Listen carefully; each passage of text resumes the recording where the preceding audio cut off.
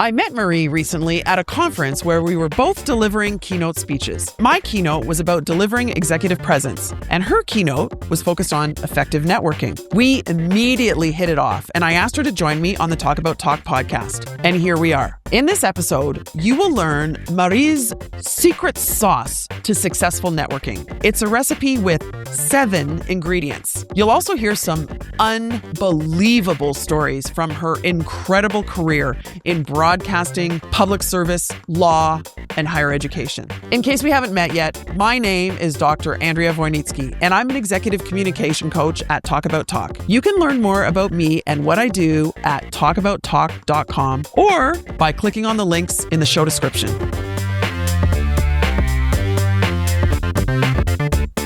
Thank you so much, Marie, for being here today to talk with me and the Talk About Talk listeners about networking and the impact that it can have on our careers. Thank you, Andrea. It's an honor and it's a joy. I had the pleasure of hearing one of your talks, and it was simply inspiring. So thank you. Well, back at you. I mean, that's why we're here, right? We really connected at that event. I want to start by asking you, I guess, the general question, which is based on the fact that you've built an extraordinary career across broadcasting, across public service, and across politics. What role would you say strategic networking played for you in terms of opening doors and advancing your career? It's not only advancing your career, but I think that what networking does is helping you be of service to others above all, because people call you and they say, do you know someone in this field? And I'll give you an example. 2020, it's the winter. And a long-standing friend of mine, her name is Rachelle-Poulin. She's the superior of Les Sœurs de la Charité d'Ottawa. And so we're in 2020, and she calls me and says, Marie-Paul, because she knew me in grade 1. Marie-Paul, do you know anybody at the Ministry of Health in Ontario? And I said to her, oh, Rachelle, I'm so sorry. I don't know anyone. She says, Marie, you're the most connected person I know. Yeah. Think. And I said, oh my God, Rachelle, wait a minute. Give me a little bit of time, but don't leave your email. I will get back to you. I immediately called my contact, got the name of the very senior public servant in the health department of Ontario, was able to get the name, the email address, the phone number, and sent everything to Sarah Rachelle. A few days later, she sent me the most beautiful email saying to me, you probably saved the lives of many of my nuns because of the information I was able to gather, and I can't thank you enough, Marie-Paul. Oh. And the beginning of 2020, what was it? The beginning of COVID. Yeah. And we still see each other twice a year. And she always says to me, you saved the life of nuns, and I can't thank you enough. Okay. And so that's that's really what networking is all about. It's not about us. It's about the others. So out of the gates, you've given me the shivers. This happens to me sometimes when I'm coaching people and we come up with something really profound. You've given me the shivers with the first story that you've told, Marie. Oh my gosh. Yeah, but this beautifully illustrates the impact that effective networking can have. Yeah. It also beautifully illustrates your mindset or your philosophy around networking, right? That of providing service. But I had never realized that networking was networking until the former Prime Minister Jacques Chrétien, I went into his office one day for coffee, and he said to me, how's the most connected person I know? And I said to him, what do you mean, boss? Connected. He said, you have $1 million Rolodex. How do you do it? You can't imagine how much people appreciate it. But I had never realized until he mentioned it. And I think it's also because he has a lot of influence on me that I did a double take. And as you say, I had shivers because I hadn't realized that actually that's what I've been doing since the age of 5. So then in retrospect, I guess, What impact did this skill of yours that you may not have been conscious of, and then you became conscious of, right? What impact did it have on your career? It made me decide to be more of service to others. So when I was invited by the University of St. Paul in Ottawa, which is a bilingual, small Catholic university, but is very inclusive because we have many Muslims, we have many Protestants, and we have many non-believers. So it's a very inclusive small university. So when I was called by the then rector to join the university as a parliamentarian in residence, I thought, oh my God, maybe I could be of service to the university. And that's how it's working. It's been 18 months. I'm learning every day. I'm enjoying every day, but I really feel that I'm being of service to the leadership of the university, to the professors, to the deans, and to the students. Amazing. That is fantastic. I think all of those stakeholders are very fortunate to have you around. I remember, Marie, when you and I were at this event a couple months ago where we met, you shared a story about how there was a sudden change early in your career when you were working with the CBC, and then how you ended up using your network or cultivating your network, right, to help you evolve to the next stage. Do you want to share that story? Because I think it's quite fascinating. Well, it's interesting, when I began at the CBC in 1973 as a researcher at $50 a week, loved it, loved it, loved it. Became a radio producer. Then I was sent to Sudbury to open all the Francophone radio services in Northern Ontario. One production center with 35 repeaters. Fantastic. Then Monsieur Junot invited me. He was then president of the CBC, Radio-Canada, invited me to come back to Ottawa to become the associate vice president of all the regional stations across Canada, Rimouski, Quebec City, Moncton, Vancouver, Edmonton. Can you just stop there for a second? Just for the record, this is a big job, especially for a woman then. Can I say that? Well, this was the 80s. Yeah. And there weren't many women at the executive table. Exactly. I have to admit, there was only one more, and there were 15 executives. So I fell in love with the country, re-fell in love with public broadcasting. Then Monsieur Junot invited me to move to become vice president, secretary general to the board. And I worked hand in hand with him.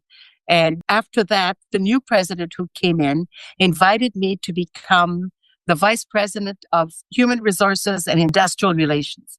When I told him I know nothing about human resources, he said, yes, but you're connected to all the presidents of the 33 unions. You've worked with most of them. And I said, yes, I'm from operations. And Mr. President, if I can be of service to you, I will be. So I had been vice president of human resources for 2 years. And one morning I came to the office and there was a little brown envelope under my door. I opened the envelope and there was the summary of the yearly bonuses at that time for the 7 vice presidents who were what we call support services vice presidents: finance, internal audit, engineering, human resources and industrial relations, and so on. And there were 6 men and 1 woman. All the men received $15,000. And don't forget, this is 1992. And I received $6,000. So I went to see my immediate supervisor, who was the senior vice president, and I put the page in front of him and I said, I'm a bit surprised because I renegotiated 33 union agreements in 10 months. It really went well. But I said, so why? He said, it's the president's decision. So I went to see the executive vice president, who had the same professional development as I had had within the organization. Mm-hmm. And I did the same thing, put the page in front of him and said, I don't understand. I renegotiated 33 union agreements in 10 months. He said, come on, Marie. We know you're just the cheerleader. So I slowly got up, took the page back, started walking towards the door, and he said immediately, "Come on, Marie, we can talk about this." And I turned around, smiled at him, and said, "Michael, I have to go out and buy my pom-poms."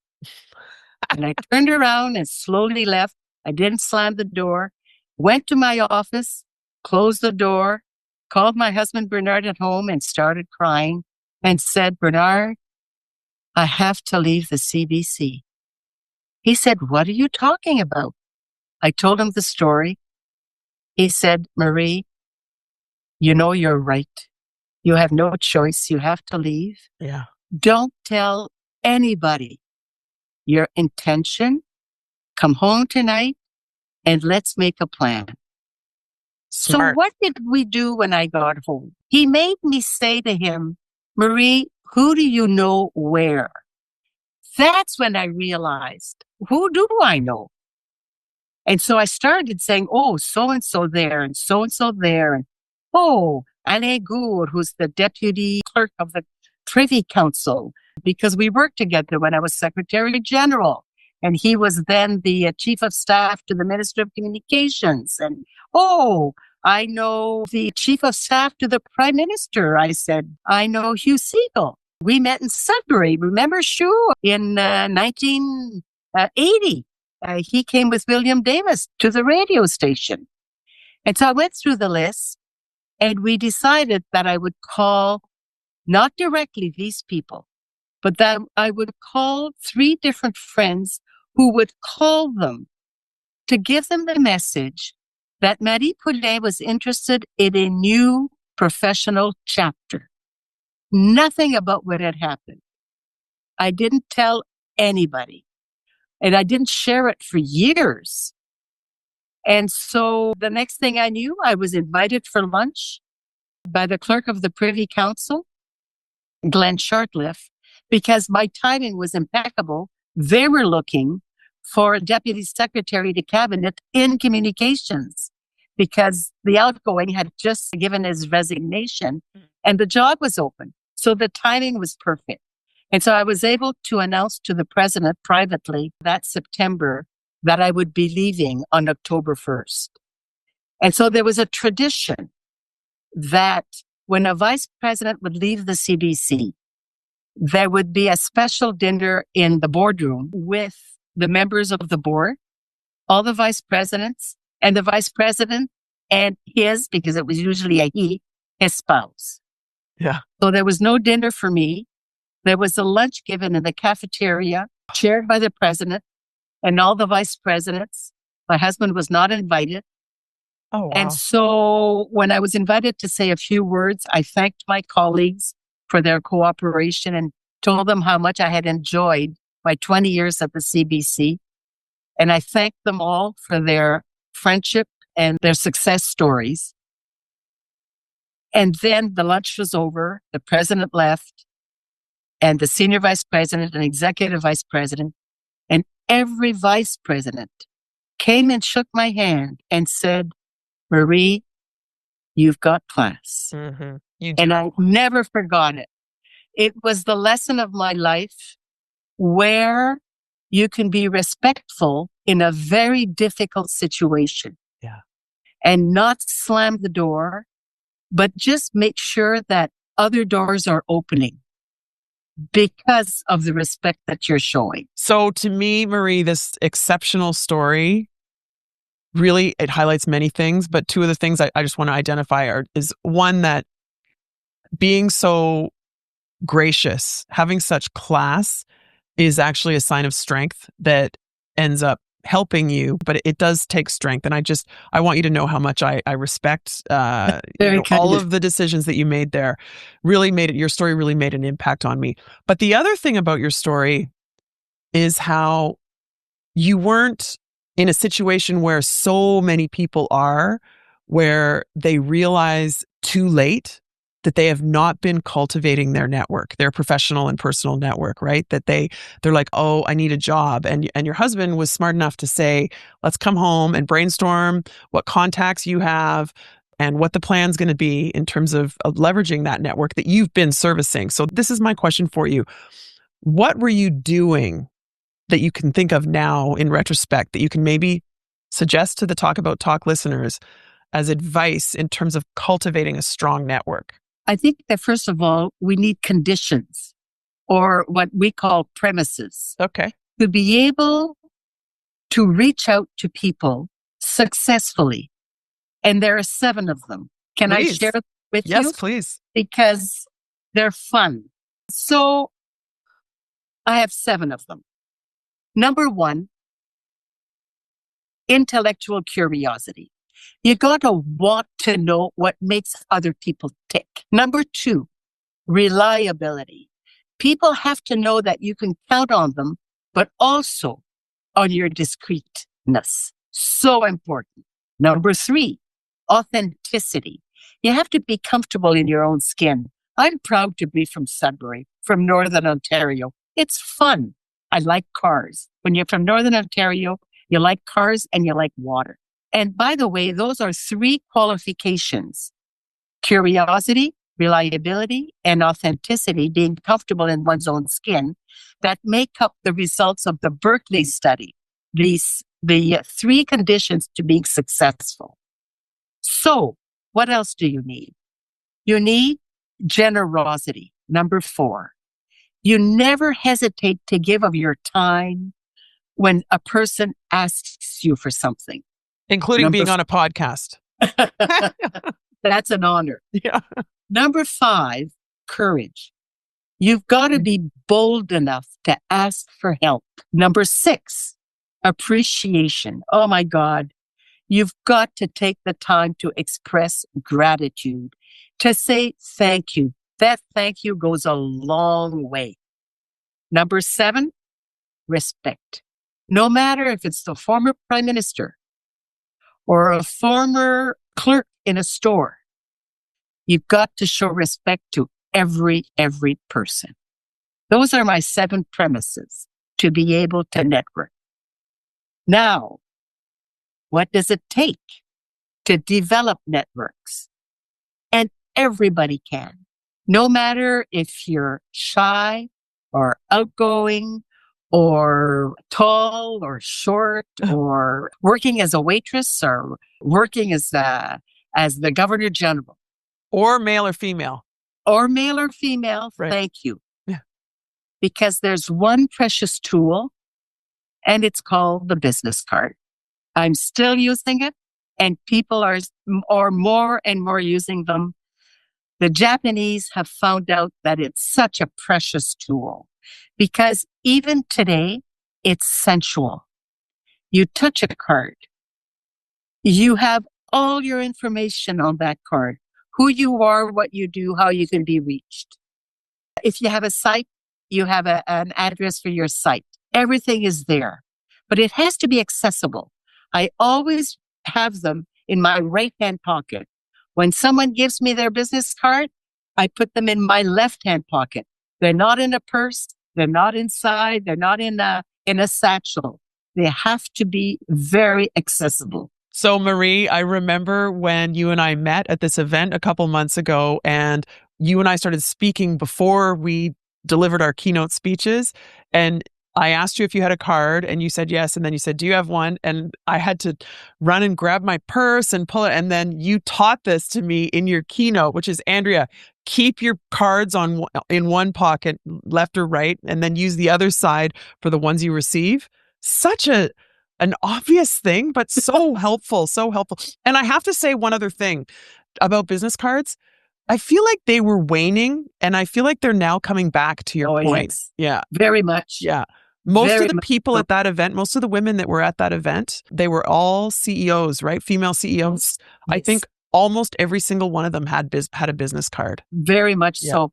And if they didn't, they did 48 hours later because they all sent me emails. I received emails for the whole week following her talk. Yeah. And they certainly have business cards now. And what's interesting is that it is very practical to be able to simply, with your phone, get the electronic address from the other person. But when you get home, it's amongst all your other contacts. Whereas the business card, when you empty your pockets, you remember meeting that person or those people. Right. And you say, oh, wasn't that nice? Right. So it's a reminder. It's also a cue to follow up, right? We were talking about that. We were talking about the fact that if you don't follow up, you may as well have not met the person, frankly. You can put them in your LinkedIn. If you're not following up. Yeah, very much so. And there are different opportunities to follow up also. So it's key and it's personal. So, Marie, in addition to having business cards and sharing them with people with this left pocket to the right pocket strategy and following up, what other specific tips would you like to highlight? Involvement is saying yes to the invitations to gatherings where you can meet people and new people, old friends, but new friends, new colleagues, old colleagues. It's so important. It's giving that time. And thirdly, I would say that it's taking the time to write a handwritten note. Example, a friend of yours gets a big promotion. It's nice to send an email. Of course it is. But you know that handwritten note is special. Let's hope Canada Post stays in business for handwritten notes, please. Yeah. Beautiful. You're right. An email is better than nothing, but a handwritten note is a very personalized gesture, and it takes a little.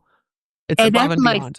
At my talk, I even suggested to get personal letterhead done so that when your note is received, it's clear on who it's coming from. And it gives it a touch of professionalism, which is so important. Yeah. So be it if you're a doctor or a cashier or a sales representative, that personal note makes it very special. Yeah. I love this idea of I love personalized things just generally, but having personalized stationery, it's, in relation to your personal brand or your professional identity, it's signaling, a certain conscientiousness, a certain class. This is a common theme with you, Marie, is this class and grace that you have. I want to ask you a couple of other more specific questions about networking. Do you think it's different for women versus men, especially, today? Do you think networking is different for women? I don't see it as different. Honestly, Andrea. Yeah. I do think that there are individuals, both men and women, who are shyer than others. And so they don't want to project who they are. But networking is not projecting. Networking is actually showing interest in the other person. You're not showing interest in yourself. You're asking questions about the other person. And once you start networking, you can actually say that every individual multiplies.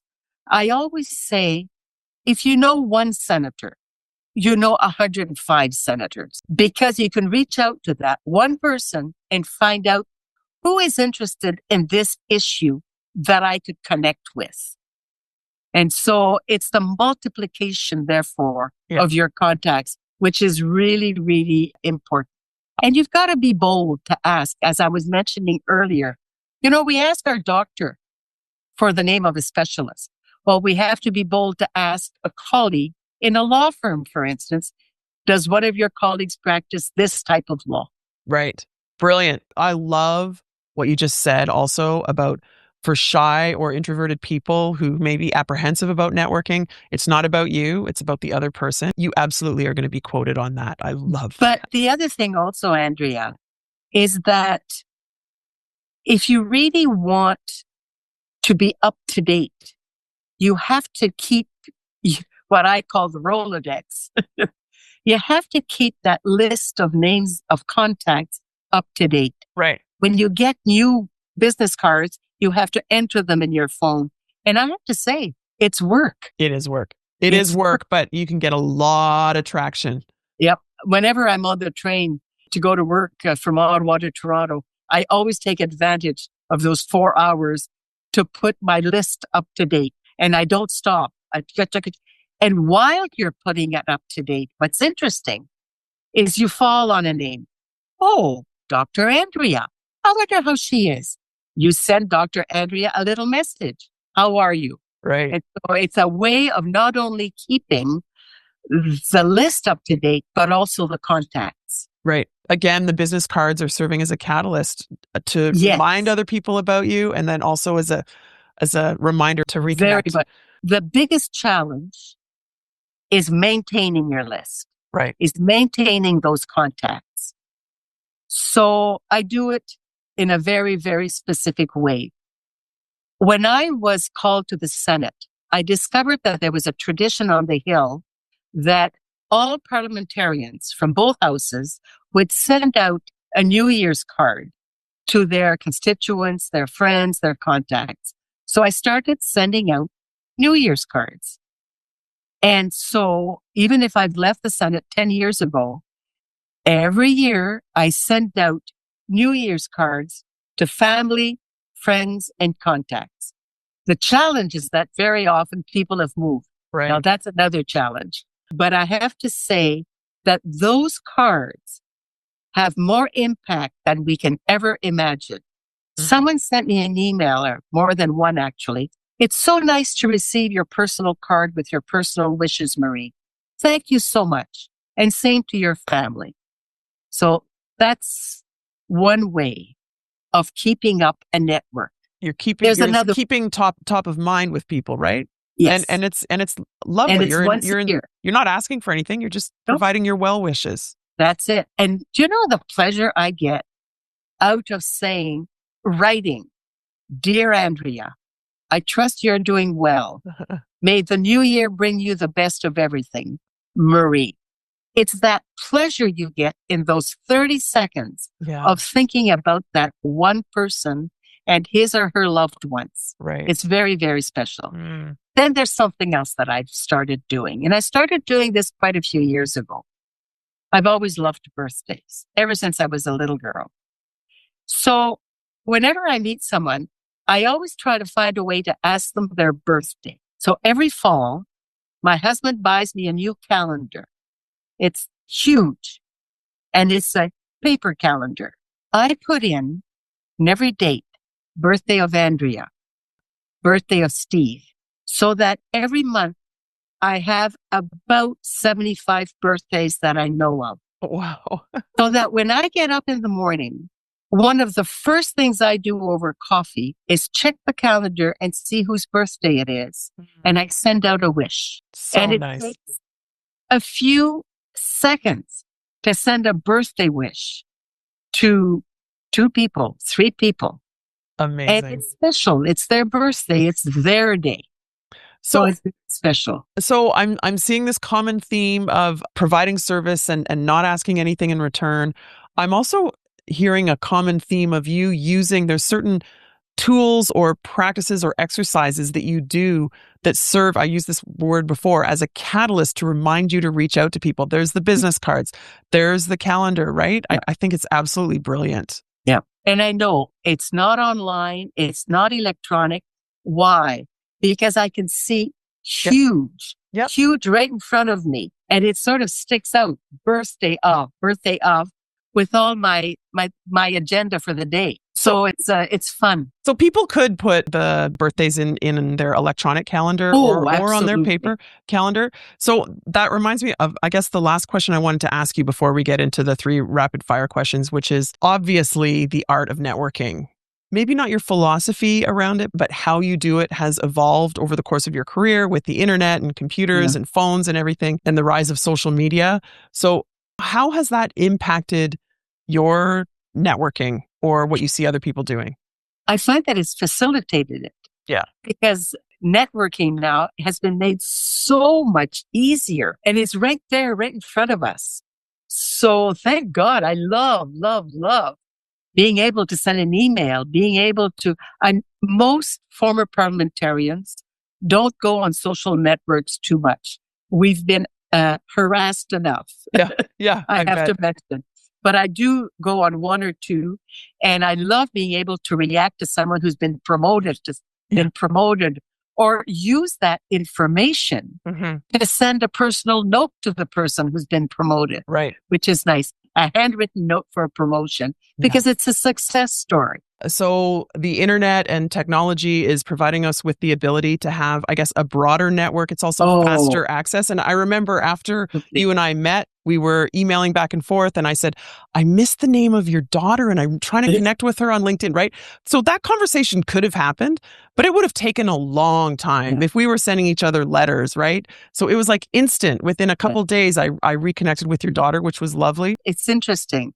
I find that a phone call sometimes can be intrusive because people are so busy today that I prefer sending an email when the person will read it at a convenient time for him or her. Yeah, the asynchronous nature. And I think that that's why with, I guess, the Generation Z, the Generation Y and Z, they are staying off the phone, right? And it's like they want to have asynchronous communication. Yeah, but I understand them. Yeah. Well, once again, you're considerate of others, you're in service of others, and you're so gracious. Are you ready for my 3 rapid fire questions? Oh my, this is interesting. Absolutely. So I take for granted that you asked those 3 questions to all your guests. I do. Oh, interesting. I do. Okay, and I can share with you some of the trends of what I hear, but let's go. The first one is, are you an introvert or an extrovert, and how does that affect your communication? Oh, that's interesting. I think we all are a balance of both because I love meeting people. I don't like being the center of attention. As a former radio producer, I like bringing the light on others, but I love meeting people. On the other hand, I was raised by nuns and priests who taught me the importance of closed retreats. So I try to go away 4 times a year for a few days just on my own to go into complete silence and prayer for a few days. Wow. Yeah. And it really nourishes the soul and the mind and the body. For how long have you been doing that? Since 1992. Wow. I was very, very, very tired. I had just finished renegotiating those 33 agreements at CBC. And my husband greeted me at home with a ticket when I got home. And he said, you're leaving for Mexico tomorrow morning for a trip on your own for a week. Wow. Because you need to rest. Otherwise, you won't survive. And that's when I discovered the pleasure of being in silence and by yourself, even though you're in a social environment of an all-inclusive, for instance. No, I'm not sociable at all. I say hello. That's about it. I do room service. Yeah. And I really go into silence for a few days. Wow. And I really, every time I come back, I feel as though I'm a new person. My husband always greets me at the airport and says, where did you leave the last 10 years? Oh, wow. So nice. Your husband sounds absolutely amazing. Okay. Rapid fire question number 2. What are your communication pet peeves? The fact that people are introducing themselves only with their first name. History has taught us that when there was slavery, people were known only for their first name. Wow. I like to hear the full name, the first name and the family name. That's my pet peeve. Nice. That's a unique one. Okay. Question number 3. Is there a podcast or a book that you find yourself recommending to people lately? Well, I could always recommend Fred Langen's book, She Dared to Succeed, which is the title of my biography that he wrote. There is one book. I'm going to put the link to that book in the show notes, by the way, so people will see. Thank you. Fred Langen is a great biographer. As you know, he works for the Globe and Mail. Yeah. And he's a great biographer. The book that really touched me was The Power of Kindness by Dr. Brian Goldman from Toronto. Have you read? I have not read the book. I've met him. I will also put a link in the show notes to that book. And I need to read it myself. And maybe do a podcast with him. That's a great idea. Is there anything else you want to share with the Talk About Talk listeners, Marie, about networking with Grace? Oh, I just say to all your viewers and your listeners that you're doing a great job. Oh. Because what you're doing is you're giving us an opportunity, Andrea, to learn from others. So thank you, because I'm learning from others and I love learning. I have to say, I did a Bachelor of Arts in Psychology And then I did a master's in social sciences. At 59 years old, I went back to law school. It was the best thing I ever did. And today I'm working at the University of St. Paul, but I'm also studying canon law as a student. So it's fantastic. I'm really having fun learning. Learning is where it's at. I am with you on that, Marie. Thank you so much. The pleasure really has been all mine. I really enjoyed meeting you the first time and now interviewing you here. Thank you so much. Thank you, Andrea, and a warm hello to all your viewers.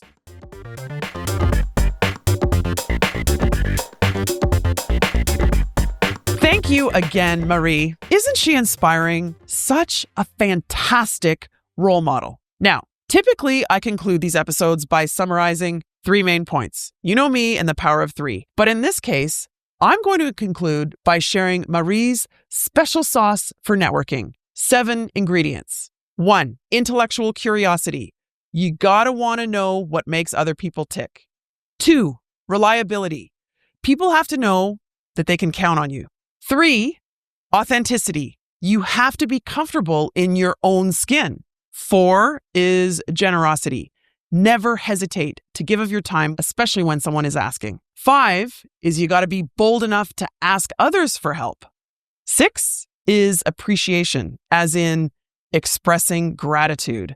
And number 7 is respect. No matter if it's the former prime minister or the president or a stranger on the street or a clerk in the store, you've got to show respect to everyone. I feel like this list of 7 things is gold, not just in networking, but in life.